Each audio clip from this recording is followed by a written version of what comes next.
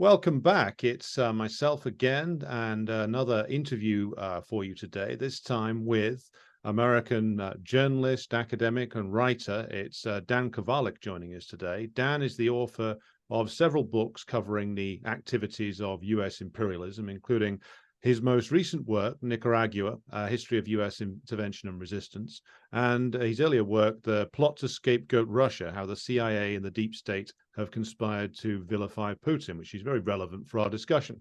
Dan Kovalik, welcome to the program. Thanks, Alexander. Very good to be here. Well, I thought we could start, Dan, given the events in the past week in Niger and everything that's going on with the discussion around multipolarity at the moment and the fracturing of the US-led order.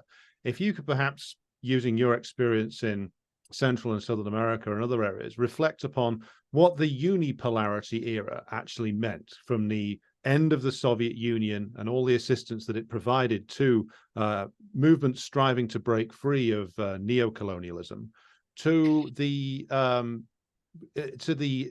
all the chaos that was unleashed by that the removal of that assistance and that collapse, and what that meant for the countries in the in what used to be called the Third World, now referred to as the Global South. Yes, well, in fact, it was an unmitigated disaster for those countries, and we can take a few examples. Cuba was absolutely devastated by it. Economically, it went through what was called the special period after this collapse of the Soviet Union. And I visited Cuba at that time in 1996. And the amount of suffering people went through at that time was just awful, because Cuba had depended a lot on economic support from the Soviet Union, and it just collapsed overnight. And the Cubans hadn't really prepared for that. And it took them easily a decade to come out of that, So that was one example of a country that really suffered from the collapse of the Soviet Union. I think another one that did and continues to suffer from it is South Africa. People probably forget now that the ANC, along with the Communist Party of South Africa, had a very robust social and economic program that they were preparing to put in place when they finally took power. And sadly, the ANC and Nelson Mandela did not come to power until after the collapse of the Soviet Union. And by that time, Mandela, we know that this happened, Mandela made a concession to de Klerk, where he agreed not to go through with those social and economic changes. It's called socialism. And he did so because he believed with the collapse of the Soviet Union, he just would not have the leverage to be able to put that in place. Again, that is just something that people probably don't think about a lot. But, and then look at South Africa now. It's a country that should be doing great for its people, and it's not. Economically, the people there, the Black population, is doing, some say, even worse than they were under apartheid. And the ANC has really done nothing economically and socially for the people. And so while they have political freedom and apartheid at least is officially gone, you still have incredible economic stratification. And there's no real signs that the ANC is prepared to make a change from that. So I really think that, well, and also I don't think, just one other example. In Nicaragua, I don't think it's a coincidence that, the Sandinistas lost their election in 1990 as the East Bloc was unraveling. Again, I just think that the balance of forces shifted greatly in favor of the capitalists and against liberation movements, against socialist movements. Again, in ways that I think very few people, even to this day, consider. And not only, by the way, in the third world, but also in the developed world, and even in the West, this was true, right? Yes. that basically the social democracies that existed, and they existed in response to the Soviet Union and what the Soviet Union was doing for its own people, they decided, well, we don't have to make those concessions to the working class anymore without the Soviet Union. And those social democracies largely disappeared. There's actually a famous story which came to mind because I flew through Berlin recently on the way to Russia, and the airport there is called the Willy Brandt Airport. Yes. And Willy Brandt was a socialist, at least, I mean, I think he called himself a socialist, but he was at least a social democratic leader of West Germany at the time. And when the Berlin Wall came down, Gorbachev wanted to meet with Willy Brandt and kind of high-five him. And Willy Brandt refused to meet with Gorbachev. And the reason he refused is because he understood that with the collapse of the East Bloc, with the wall coming down, with the collapse of East Germany, that his social project in West Germany was over, that they would not have the leverage anymore to be able to carry that forward because they did not have the East Bloc as a counterweight to capitalism. The workers in West Germany used to say that when they bargained with the capitalists in the West, that the other partner, the invisible partner at the table was East Germany to help them, right? So it was a disaster for the working class throughout the world, East, West, and the developing South. Yes, and we can see the fruits of that disaster in many areas. I was glad you mentioned South Africa, because that, as you said, frequently gets left out, why the Freedom Charter wasn't fully implemented back in the 1990s, and to this day remains a subject of contention in South Africa. But the other, of course, massive legacy that we're living with at the moment is the ongoing situation in Ukraine, formerly, of course, an integral part of the Soviet Union. You have been to both Russia and, of course, the new Russian lands that have been taken into the Russian Federation quite recently.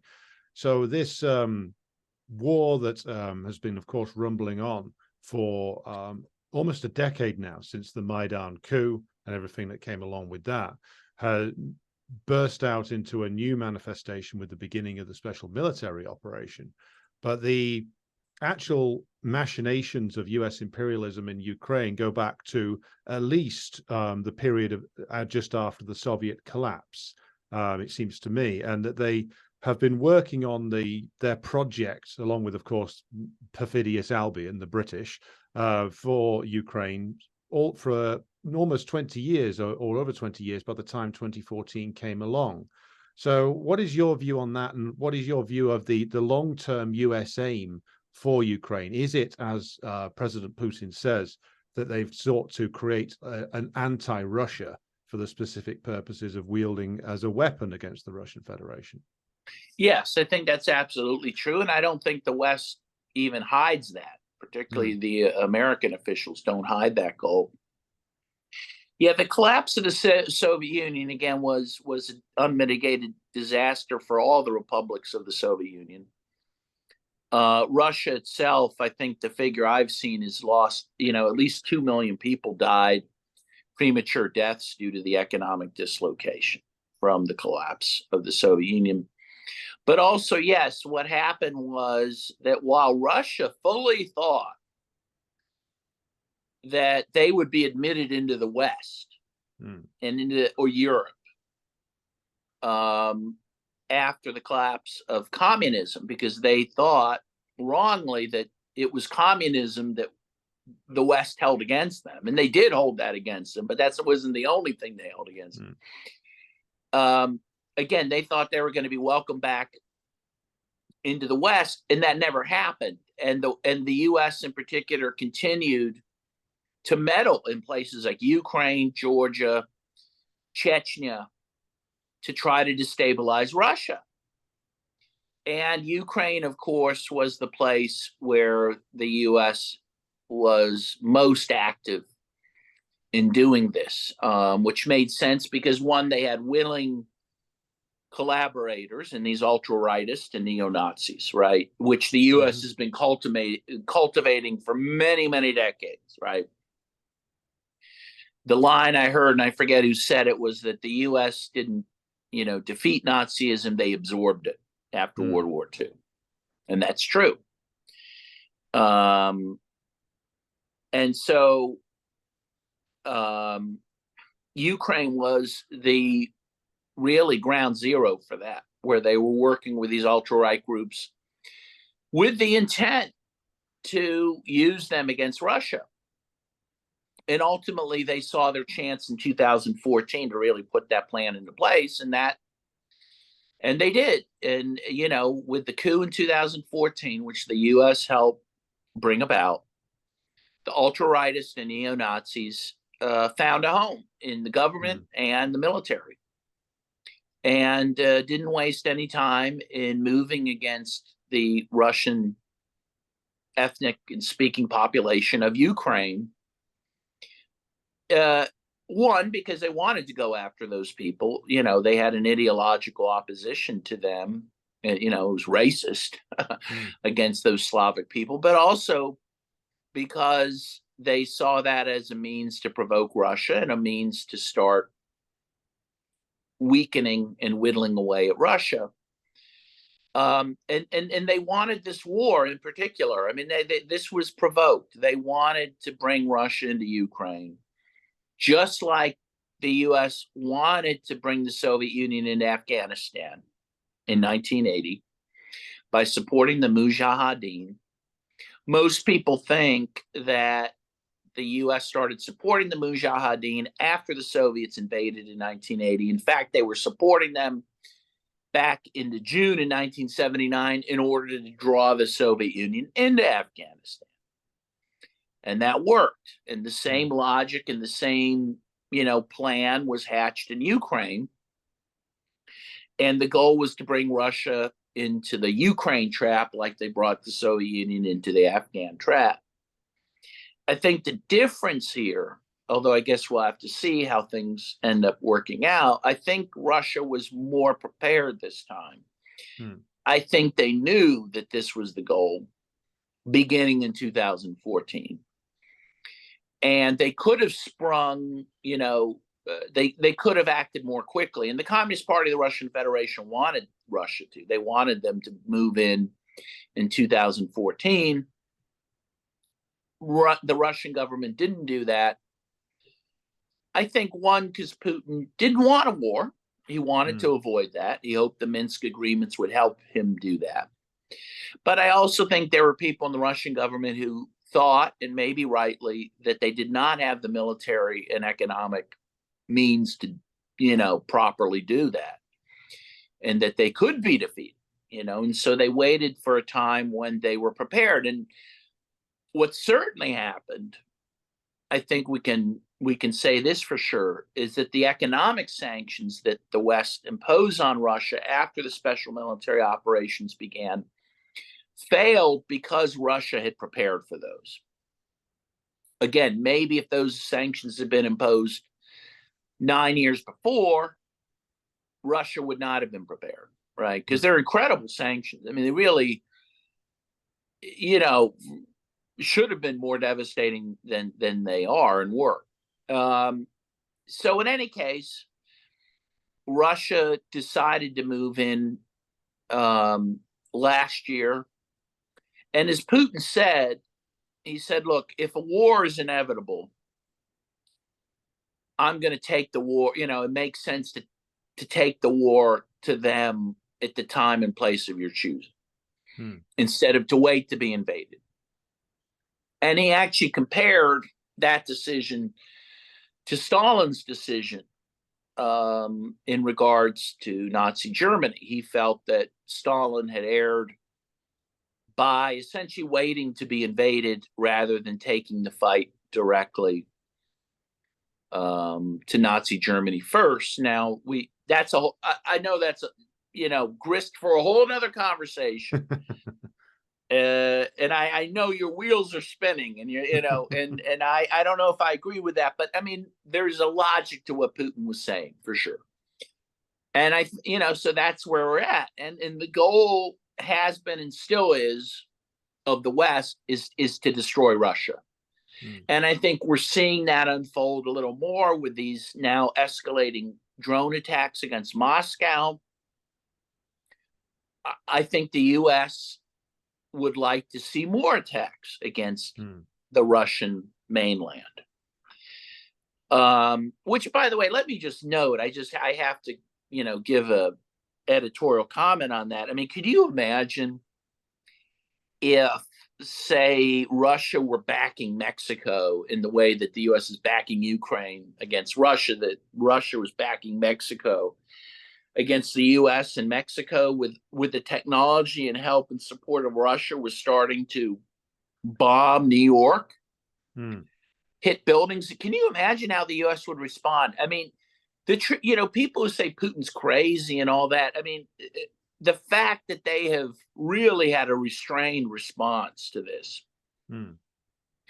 is quite incredible and should be, remarked upon. But again, no one will do that because, we want to portray Putin as some kind of madman or whatever. But I mean, this is an incredibly provocative thing that Ukraine is doing with the full support of the United States.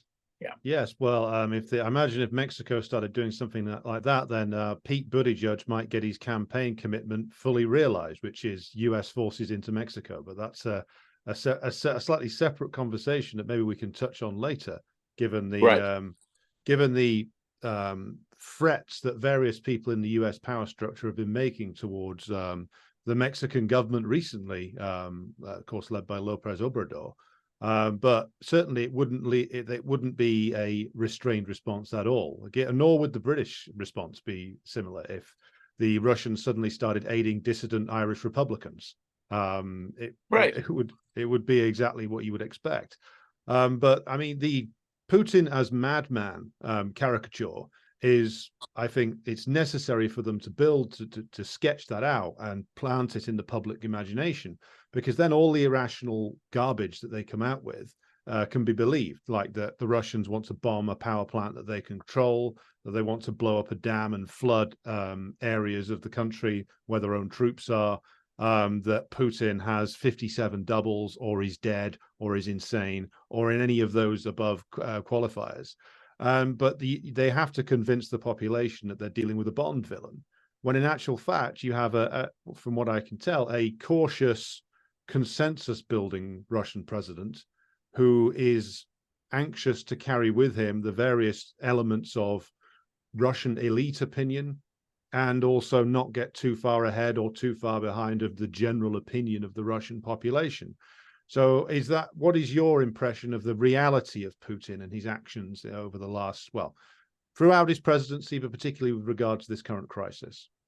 Yeah, well, I fully agree with you. I think he is a rational actor. I think he is a nationalist. I think he is I mean, if I were Russian, I would think he was a good leader for my country. I mean, he took them out of the horrible time of the 1990s, which by all accounts was horrible in Russia under Yeltsin.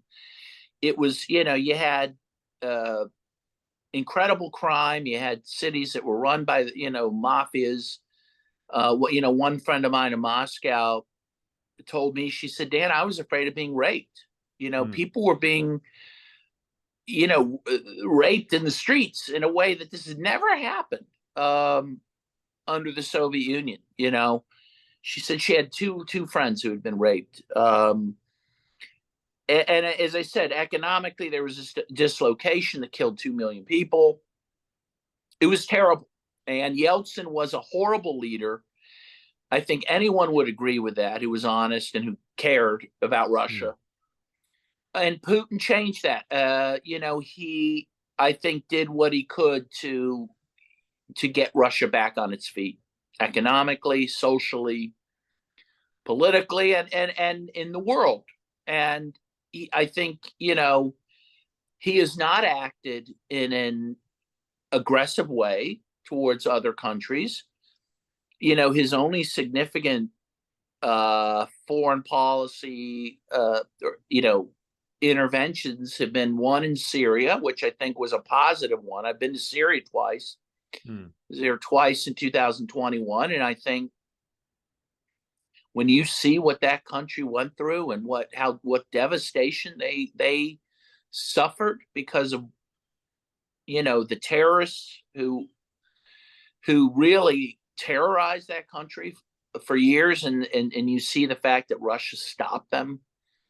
I have nothing to say except I have nothing but respect for what Russia did in Syria, and then of course the other big effort's been in Ukraine. And again, when you compare what the U.S. has done in the same time period, the war in Iraq and the war in Libya and the war in Serbia, and those are just the major ones, right? And Afghanistan, and Somalia. I mean, the U.S. has been all over, and what they've done is just laid waste to these countries.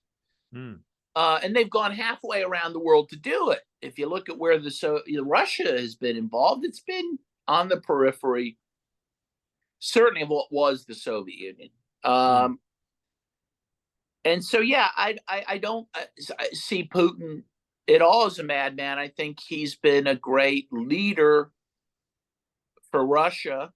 I agree with you. I've listened to your podcast, that in some ways he is kind of just taped over a lot of contradictions within Russia. I mean, he's not the leader that you and I would want. He's not Vladimir Lenin or anything. But I think given what he was handed, he's done an amazing job. And given where the Russian people are, I mean, you're not going to reestablish socialism by fiat. Not that he'd necessarily want to do that, but the point is, like, that's going to happen or not happen because the Russian people fight for that, and honestly,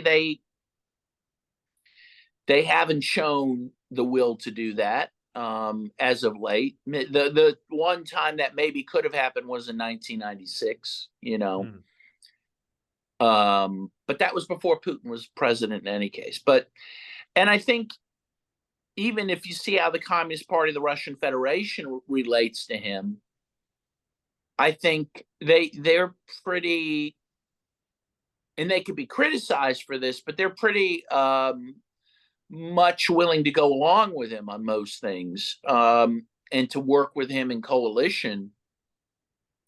And I think some of that's just pragmatic. I mean, they understand he's a very popular president. I mean, again, this is not the time to storm the Winter Palace. No one's going to come along with you, right? And so they're acting very cautiously, but I think it's because they understand that Putin, one, is popular, and two, that maybe he's the best that they can have, at least at the moment.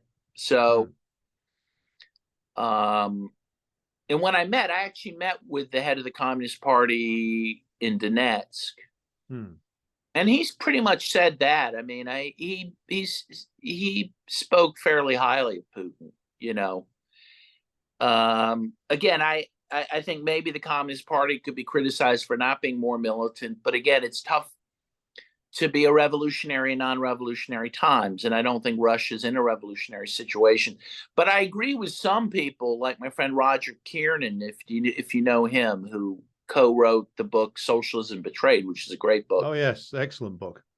Yeah, old-time commie, Roger. He predicted early on that this war would radicalize Russia, and it would move Russia more to the left. And I believe that's true, and I believe that is happening.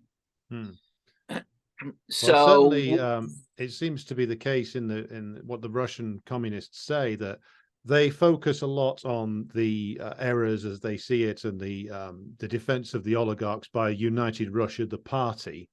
And they often counterpose the actions of the parliamentary fraction of United Russia with Putin's stated wishes. Zyuganov will routinely say, the president correctly stated that we should be focusing on industry and science, whereas United Russia have blocked X, Y, and Z. So And they, I believe, Zuganov wrote an open letter to Putin, essentially offering to form a united front, essentially, until the war against NATO was won. Right. Yeah. No, I think that's right. And I think that again, that probably makes some sense. It should be stated that the Communist Party of the Russian Federation, I didn't even know this actually until I went to Donetsk. And again, I met with the head of the Communist Party there, a guy named Boris, nice guy.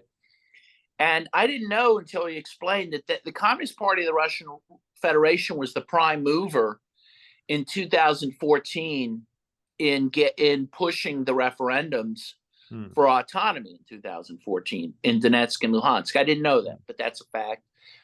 And the other thing is that the Communist Party of the Russian Federation has been really the prime mover in pushing for the special military operation. They would have wanted it in 2014 if they had their druthers.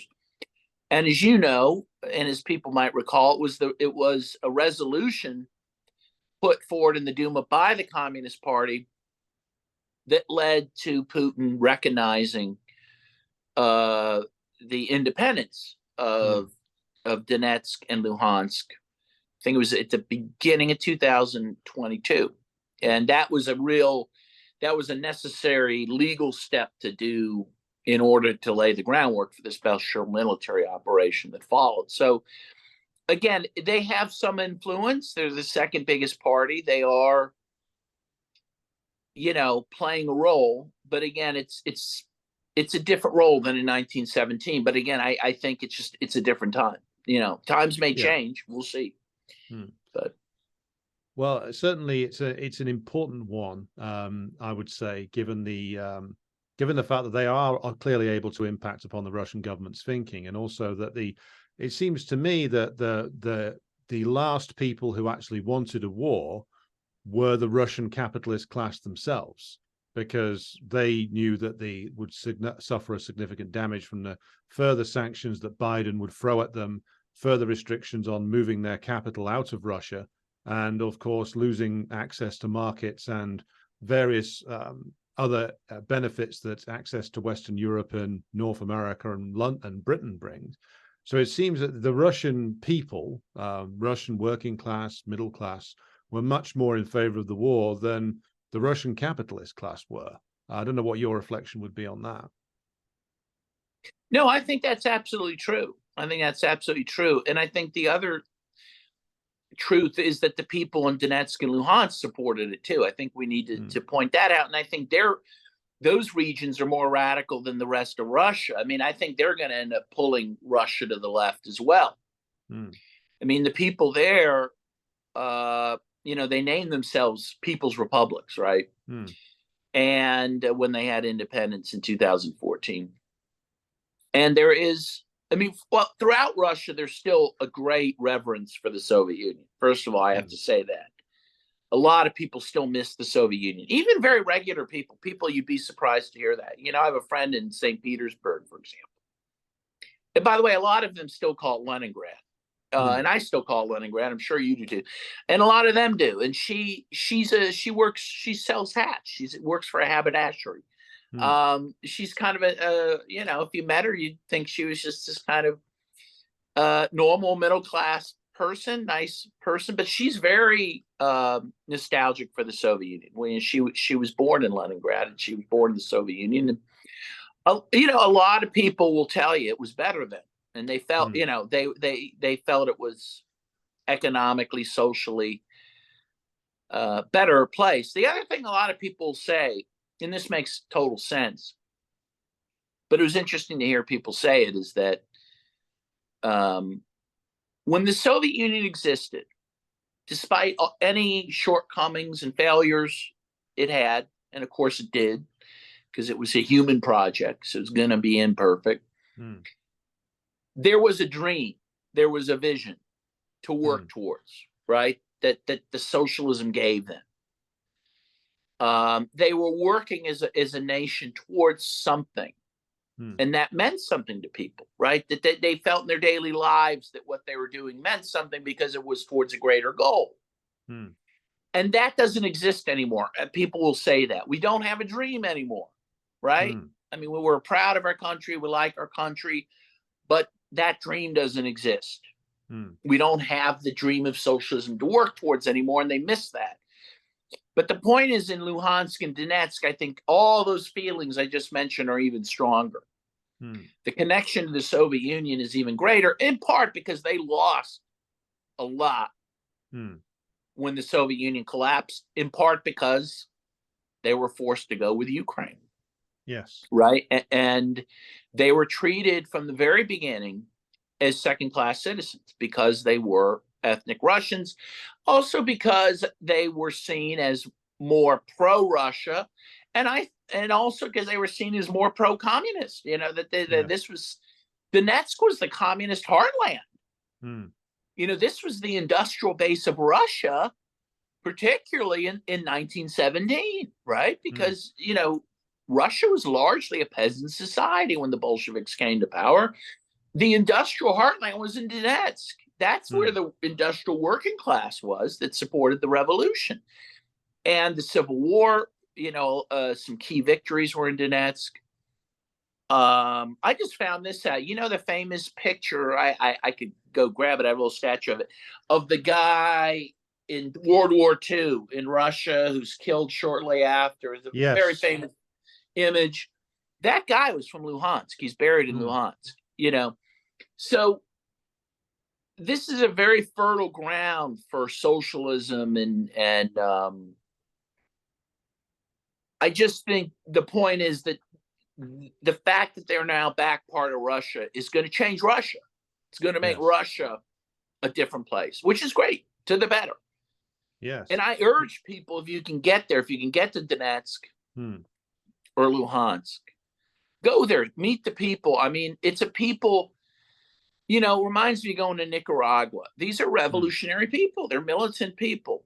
You know, having to be in conflict changes people, can make people better, could make people worse. In this case, I think it's largely made people better. I think, and a lot of them see themselves as fighting not under the Russian flag or Ukrainian, but under the Soviet flag. You know, when they retook that steel mill in Mariupol, they put the Soviet flag up on top. Yeah. Anyway, those are my 2 cents. That's an interesting point, because the presence of not Russian patriotism but Soviet patriotism seems to be has been an animating factor since 2014 in Donetsk and Luhansk, and this, of course, brought them into an interesting distinction between them and some of the Russian nationalist guys, like that Strelkov character who went over there and wanted to do some stuff, and he found that his politics weren't at all the politics of the people who are setting up those people's republics. But more broadly, Dan, I think the question over the place of Donetsk within Ukraine was always, as you note in one of your articles, something of an awkward one, coming from sort of rule by fiat, a sort of fiat decision by Khrushchev to draw a new administrative boundary, which nobody ever thought would matter, because nobody ever thought that the country would just implode. But the other thing that I've seen Russian Marxists talk about is, and I've seen the Ukrainian Communist Party, which is now, of course, in exile, talk about, is that there was a very vicious, not just regional war, but class war that was waged in Ukraine from 1991 through to up to 2014 and the events then, that was waged by the domestic Ukrainian oligarchy against the Ukrainian working class and the Eastern Ukrainian working class in Donbas in particular, because, as you said, a core, they were the hardcore element of the old Ukrainian Communist Party vote. They were also, those who didn't vote for the Ukrainian Communist Party were voting for Yanukovych's Party of the Regions, which has a somewhat dubious reputation, but wanted, I think it's fair to say, maybe you can correct me if I'm wrong, the Yanukovych's position was to balance, or try to balance, between the West and Russia, and trying to maintain that. And so there was a ferocious hostility towards the East all the way through from 91, culminating, or partially, in 2003 to 4 with the so-called Orange Revolution, then really with the brutal coup that was waged in 2013 to 14. So I wonder if you could comment on that element, the fact that the the Ukrainian capitalist class that emerges is this very parasitic thing that, as Putin has noted, and the communists have noted, deindustrialized and asset stripped a huge areas of that Soviet industrial legacy. And the fact that the Donbas was a center of working class resistance seems to have whipped up their hysterical opposition to the people there to ever greater heights, possibly motivating a lot of what happened in 2014. But what are your thoughts on that class element there? No, I think that's right. And people in Donetsk will tell you, and also in Crimea, I visited Crimea as well this year, will tell you that after 1991, the collapse of the Soviet Union, their areas were largely ignored by the government in Kiev. You know, they were treated again as kind of an afterthought. And as you say, I think in large part because Kiev didn't want to invest in these areas that they saw as you know, progressive working class areas. I'll just again I'll tell you one little thing. So like I went to Sevastopol, which is in Crimea, and although they're also independent, they're like an independent city state that, you know, that within a state, which is kind of interesting. But in any case, Sevastopol was known as the most Soviet city in Russia and the most Russian city in Ukraine. Okay. So you can imagine the Ukrainian government in Kiev after Yanukovych had no use for Sevastopol. And it's interesting, in Sevastopol, in the city hall still has the red star with a hammer and sickle outside the door. You know, they're very pro-Soviet in Sevastopol. In fact, when you go there, you think you're still in the Soviet Union in terms of a lot of the monuments and different things. Though that's true in a lot of places. I mean, I was surprised, by the way, even in St. Petersburg and Moscow, how, you know, many statues of Lenin are still there and many Soviet symbols. I was surprised to see that, you know. But in a place like Sevastopol, that's even more true. And again, amongst the people in Donetsk, that's even more true. So I think you're absolutely right. And when you talk about Yanukovych, you were right, spot on. I was also told that, you know, that you have to understand with Yanukovych and his overthrow, what that overthrew was a government that was trying to kind of mediate between the east and west of Ukraine, between Russia and Europe. It was trying to keep a balance there, a healthy balance to keep Ukraine together as a nation. Once Yanukovych was overthrown, that balance was out of whack. And you had a government that was totally pro-EU, pro-US, but more importantly, it cared more about the people in the West than it did in the East.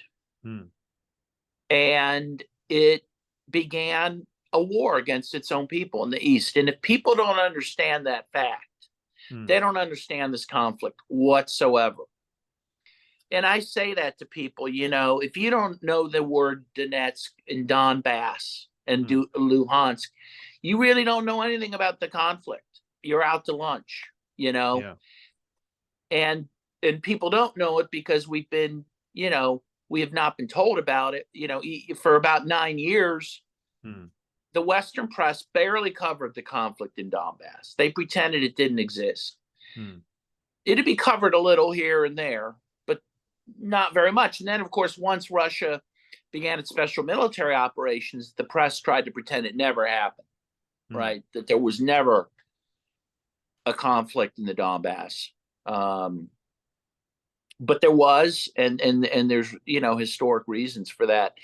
And I think ultimately people need to be resolved and resigned to the fact that the Donbass is never returning to the Ukraine. It's too late for that.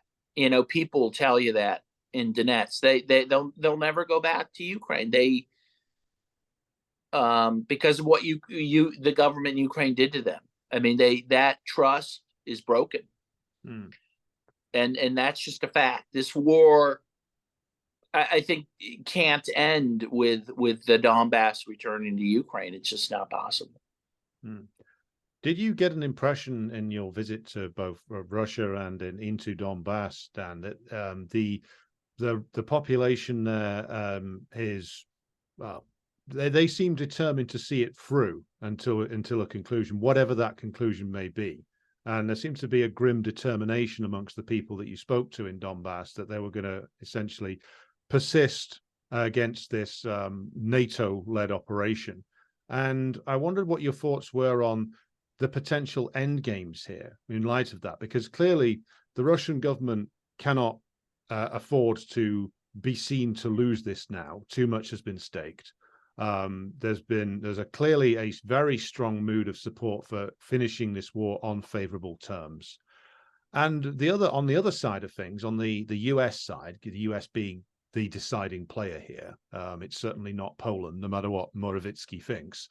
The Biden administration seems, well, determined that it's just going to go on and on and on, and just to see if the sanctions work at some point, or there might be something pops up in terms of opposition to Putin in the elite, or just to cost the Russians as much as possible, even if that means 200,000 more dead Ukrainians, 400,000 more dead Ukrainians, however many. It doesn't seem to matter to the decision makers in Washington.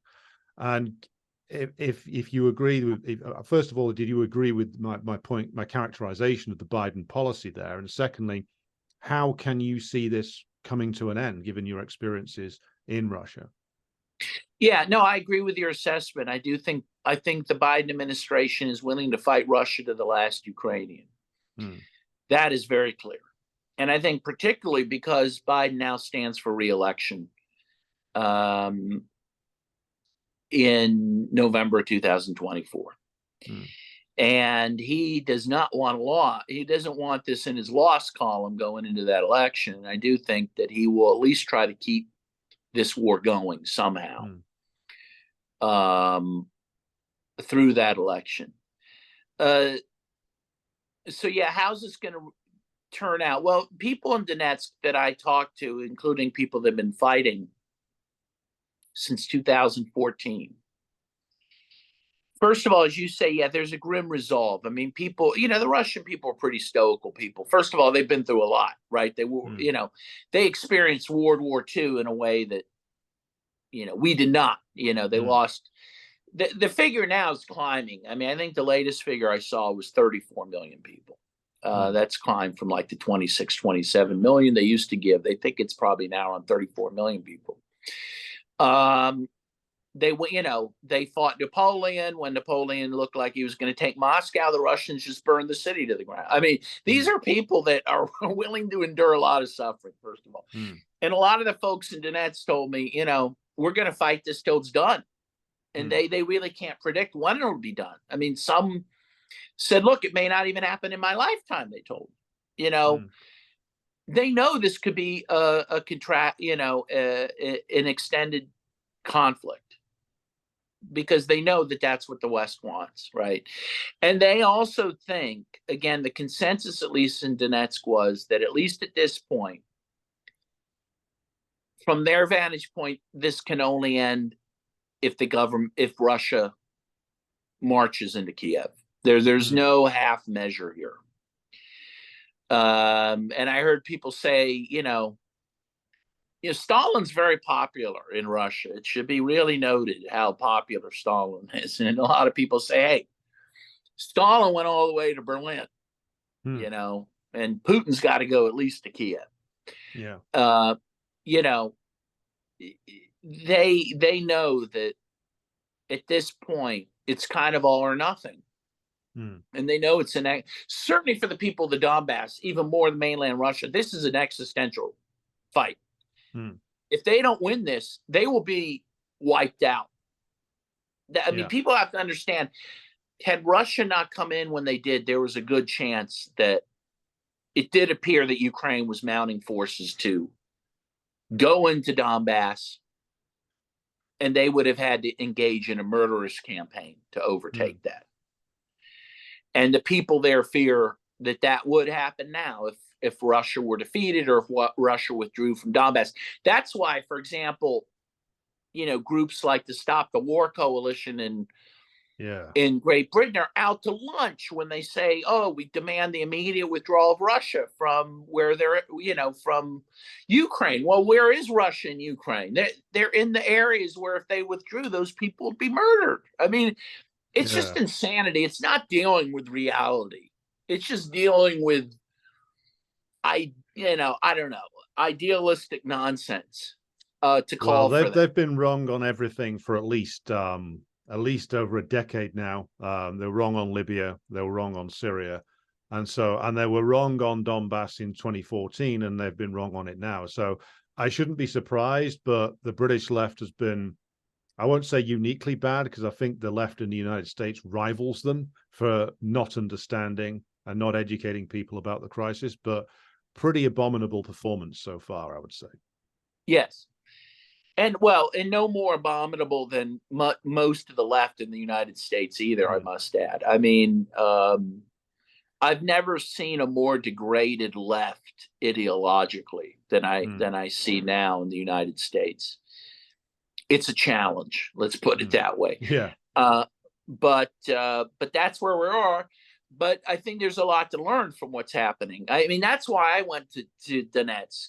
Mm, I mean, I said to myself, okay, the world, the world's axis is now in Donetsk and mm. Donbas. That every right, the whole balance of the world forces is going to whatever that's going to be is going to be determined in this little plot of land Mm, in the eastern part of Ukraine, right? yeah. And so one has to go there and see what the heck's going on. Why is this happening? Who are these people that are fighting there? Why are they fighting? And when you see that, you see their bravery. It's very inspiring. I Mm, mean, I feel more hopeful now than I ever have since the collapse of the Soviet Union yes. that a better world is possible. And it's strange that it took the special military operation for a lot of the world to feel that way. I don't think anyone predicted that the world, the multipolar world, would be birthed almost overnight by that, but it was. Yes. Well, that was going to be my final question to you, Dan, which is that you've experienced a lot of areas of the world that have been affected by U.S. imperialism, but are also those that are resisting it. And so it seems that movements to resist not just U.S. imperialism, but it's sub-imperialism, shall we say, like French imperialism, British imperialism, German imperialism, which, though it didn't have colonies after World War II, is still very much a presence.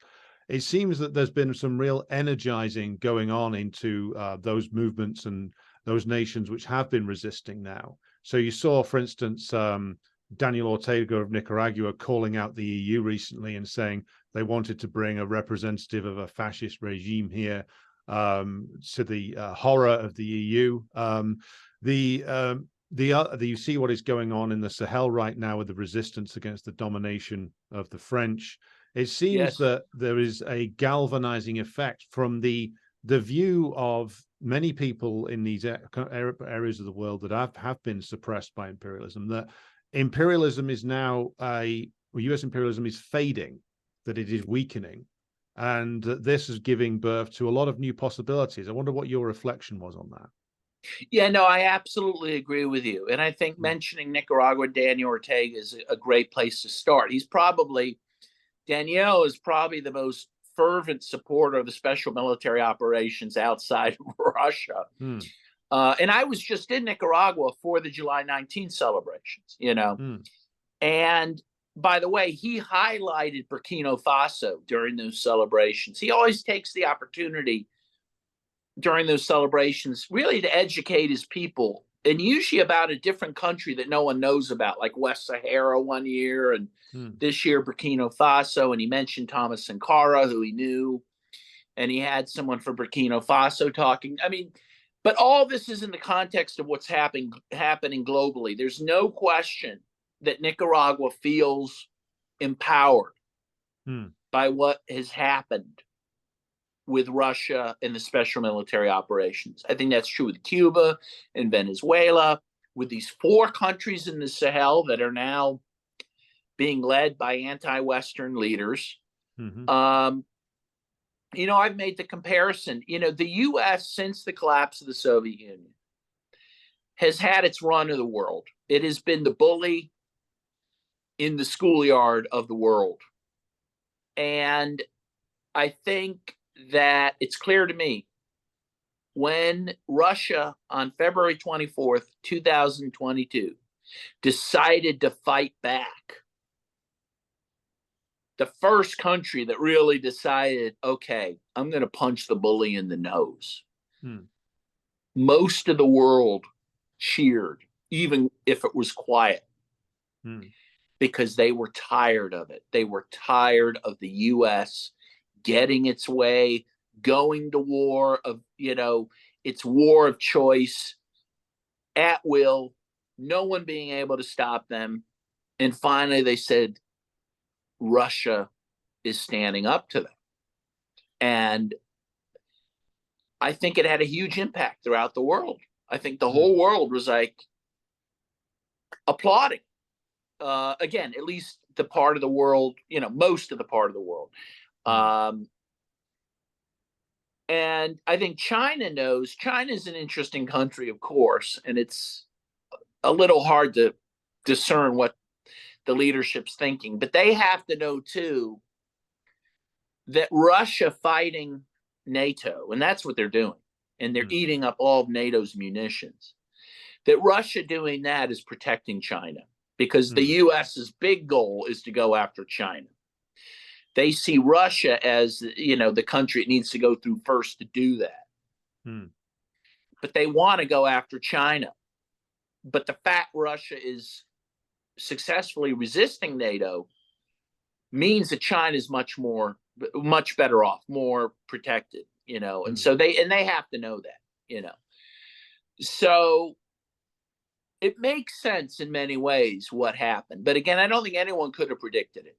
Again, this blossoming of resistance that has taken off, as you say, to the West in general, to Western imperialism. And I just hope the people of the West, the people of Europe, the people of the United States catch up to the rest of the world and realize that Western imperialism is not working to our benefit, that these wars are sapping our treasury of trillions of dollars that could be used at home for poverty alleviation and housing and healthcare and jobs, and that this is not working for us, and that they have to resist these wars too. I mean, that's what I hope happens, in the way that during the Vietnam War, people were inspired by the resistance of the Vietnamese people, and not just people in the developing world, people in the West were too.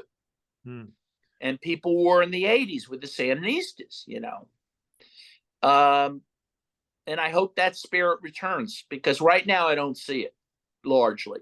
I see people going down the rat hole of, pretty shallow diversity politics, and bizarre gender, politics that really, are not on the scale and importance of this global struggle that we need to be a part of. Well, yes, I think the priorities of the left have pretty much gone down the pan, to the point where they're encouraging people actively to turn their own struggle inwards, essentially. Right. They're to focus on the self, engage in acts of political narcissism, and ignore the massive problem. Because I think part of it is that a lot of them can't comprehend the sheer depth of the crisis that American imperialism and British imperialism and French imperialism is actually in, because it has been in an escalating crisis since at least 2008, been unable to really pull itself out of it. Of course, Trump's a manifestation of that crisis, and that just sent them all more crazy in liberal terms. And in our case, Brexit is a manifestation of that crisis, which has also sent our left and liberals completely over the edge. But so many can't face this huge problem because it is so enormous. So they turn inwards rather than grapple with it. And the fact that the ruling class is so militantly opposed to even the reemergence of a Bernie Sanders social democracy, it it makes it clear that if, as you say, if we're going to do anything, we need to take inspiration from people who've had far tougher struggles in far more extreme circumstances, because the ruling class of Britain and the United States are not going to give up this parasitism they've been engaged in a hurry, not unless they're confronted with something serious. No, absolutely. Well, that's the thing. And I'll end on the note that, we have a world to win and nothing to lose but our chains, Alexander. Exactly right. And that's an excellent note to end it on. Dan Kovalik, thank you for your time today. I would encourage everybody to read Dan's most recent article on his reflection on his visit to Donbas. It's very interesting. You can find that on Al Mayadeen and also Monthly Review. Dan, thank you for joining me. Thank you, comrade. All right.